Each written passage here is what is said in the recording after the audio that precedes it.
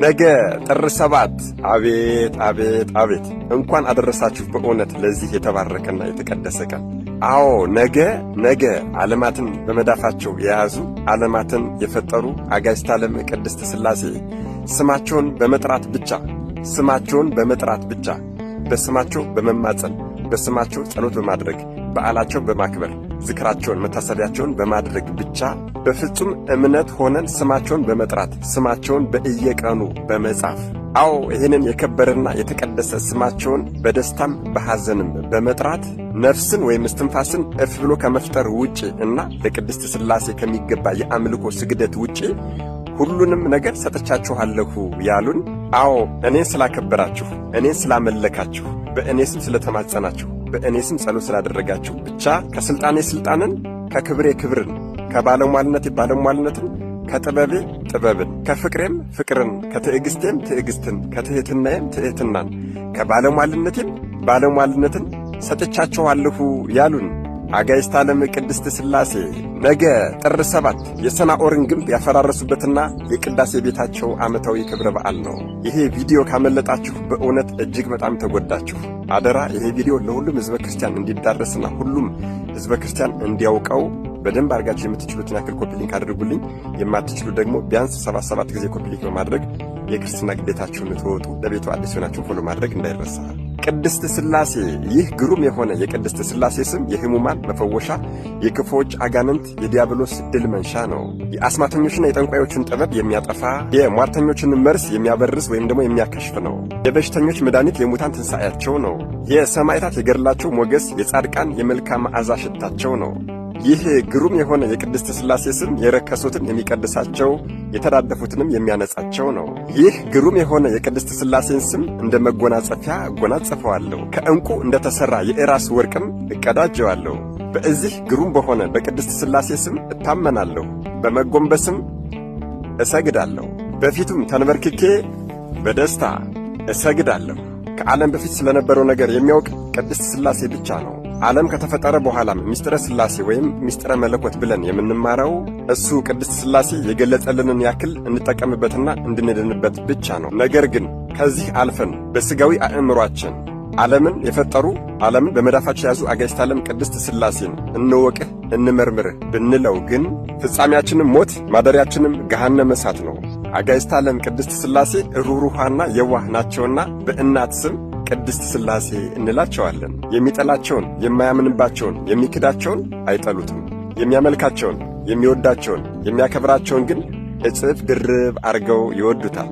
ያከብሩታልም ያገኑታልም፣ በቤቱ መጥተውም ያድራሉ። በመጨረሻም አንድ ትልቅ ነገር ልናገር። እርሱም ምስጢራት በእምነት ለማይኖር በትሕትናም ለማይቀርብ የሚገለጹ አይደሉም። እሺ የነገው ጥር 7 በዓሉ የሚከበርበትን ምክንያት አጠር አድርጌ ልንገራችሁ። ሁላችሁም እንደምታውቁት ከኖህ ጥፋት በኋላ ሕዝቡ በአንድ ላይ ይኖር ነበር። ታዲያ በዛ ዘመን ይኖሩ የነበሩ ሰዎች ጥበበኞች ነበሩና ኑ ስማችንን የሚያስጠራ ነገር እንጥራ፣ በዚያውም አባቶቻችንን በውሃ ያጠፋውን እግዚአብሔርን እንበቀለው፣ እንውጋው አሉ። እሱ በሰጣቸው ጥበብ ተጠቅመው የጥበብን ባለቤት ሊያጠፉ ተማማሉ። ከዚያም ሰማይ ጠቀስ ፎቅ ገነቡ። ከፎቁ ርዝመት የተነሳም በፀሐይ አብስሎ በልተዋል ይባላል። ከዚያም እዚህ የገነቡት ፎቅ ላይ ተሰቅለው ጦርን ወደ ሰማይ ይወረውሩ ጀመር። አዎ ፈጣሪ ልዑል እግዚአብሔርን ሊወጉ ጦርን፣ ቀስትን ወደ ላይ ወረወሩ። መቼም የእነዚህን ሰዎች ክፋትና ቂልነት ስንሰማ ይገርመንና ይደንቀን ይሆናል።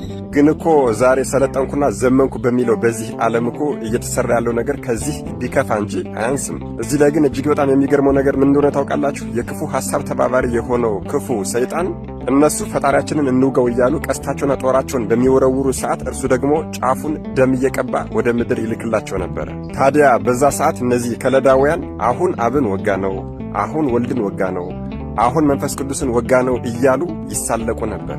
ታዲያ በዚህ ሰዓት ሩህሩሃን አጋዕዝተ ዓለም ቅድስት ሥላሴ ግን የሰናዖር ሰዎች የሰሩትን እያዩና እየተመለከቱ ማጥፋት እየቻሉ አላደረጉትም። ምክንያቱም የባሪያቸውን የኖህን ቃል ኪዳን አስበዋልና። ከዚያስ ይልቅ ኑ የከለዳውያንን ቋንቋቸውን እንደባልቅባቸው ተባባሉ። በዚህም ጊዜ ከለዳውያን ቋንቋቸው ተደባልቆባቸው እርስ በርስ መስማማት ተስኗቸው ተጣልተዋል። በዚህም ቀን 71 ቋንቋ ተፈጥሯል። ከቋንቋው መብዛት የተነሳ እርስ በርሳቸው መስማማት ስላልቻሉ ተበታትነዋል። አጋዕዝተ ዓለም ቅድስት ሥላሴም ያንን ሕንፃ በነፋስ ትቢያ እንዲሆን አድርገውታል። እሺ፣ ነገ ጥር 7 የቅድስት ሥላሴ ዓመታዊ ክብረ በዓል የሚከበርበት አንዱ ምክንያት ይሄ ነው። ሁለተኛው ምክንያት ደግሞ ልክ የዛሬ 334 ዓመት ማለትም ከ334 ዓመት በፊት ማለትም በ1684 ዓመተ ምህረት አድያም ሰገድ ኢያሱ በኢትዮጵያ ላይ በነገሱ በ10ኛው ዓመት በጎንደር ከተማ ንግሥተ አድባራት ቅድስት ሥላሴ ቤተ ክርስቲያንን አስገንብተውና አሰርተው ጥር 7 ቀን እነ ቅዱሱ ሊቅ እነ አለቃ ክፍለ ዮሐንስን ጨምሮ በአጠቃላይ በኢትዮጵያ አዋጅን አስነግረው በርካታ ምዕመናን፣ ካህናት፣ መሳፍንት፣ ሹማምንት በተገኙበት የአጋዕዝተ ዓለም ቅድስት ሥላሴ የቅዳሴ ቤታቸው እንዲከበር አድርገዋል። ከዚህ ጊዜ ጀምሮም ጥር 7 በአጠቃላይ በኢትዮጵያ የቅድስት ሥላሴ የቅዳሴ ቤት ይከበራል ማለት ነው። እንግዲህ የሚያውቁትን ለማያውቁት ማሳወቅ በጎነት ነውና አደራ ይህን ቪዲዮ በደንብ አድርጋችሁ ኮፒ ሊንክ አድርጉት። ለቤቱ አዲስ ሆናችሁ ፎሎ ማድረግ እንዳይረሳ እላለሁ። በመጨረሻም ግን አንድ ነገር ልንገራችሁ። ሁሌም ስትነሱም፣ ስትቀመጡም፣ ስትወጡም፣ ስትገቡም በስመ አብ ወወልድ ወመንፈስ ቅዱስ አሐዱ አምላክ አሜን ካላችሁ በኋላ ኃይሌ ሥላሴ ወፀወኔ ሥላሴ በስመ ሥላሴ ቀጠቅጥ ከይሴ በሉ። አዎ ኃይሌ ቅድስት ሥላሴ ነው። አምባ መጠጊያዬም ቅድስት ሥላሴ ነው። በቅድስት ሥላሴ ስምም ጠላቴን ዘንዶን እቀጠቅጠዋለሁ፣ ጠላቴ ሰይጣንን እቀጠቅጠዋለሁ በሉ። አዎ እኛ ኦርቶዶክሶች በቅድስት ሥላሴ በማይፈታ ማኅተም፣ በቅድስት ሥላሴ በማይፈታ ገመድ በፍጹም ታስረናል፣ ታትመናል። ከልባችን በማይነቀር በቅንዋት ፍቅሩም ተቸንክረናል። እርሱ ወዶናል፣ አይጠላንም። እኛም በእምነት ይዘነዋል፣ አንተወው። አጋዕዝተ ዓለም ቅድስት ሥላሴ ከበዓሉ ረድኤት በረከት ያሳትፉን። አሜን። ይቆየን።